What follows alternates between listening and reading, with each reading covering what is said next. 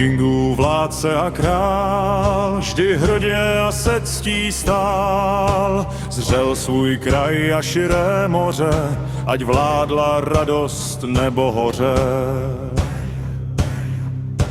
V očích oheň, v duši mráz, severní král vede nás. Na štítech zní boje hlas, smrt kráčí tiše kolem zas. Synové vln a temných moří legendy odvahou vždy tvoří. Až mečů blízkne se ostrý jas, sláva přijde, bude její čas. V očích oheň, v duši mráz, severní král vede nás.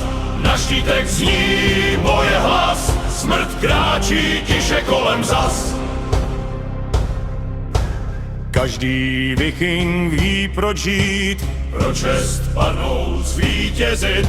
Štěstí patří hrdinům, jejich ságám a činům.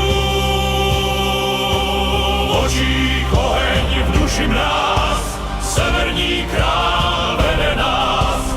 Na štítech zní boje hlas, smrt kráčí tiše kolem zas. Drak na přídi zuby cení, rudá krev mořem mění. Bohové velí nám se být, čest, hrdost, odvahu mít. V očích oheň, v duši mráz, severní král vede nás. Na štítech zní boje hlas, smrt kráčí tiše kolem zas. Kořist získat, hrdě žít, medovinu proudem pít.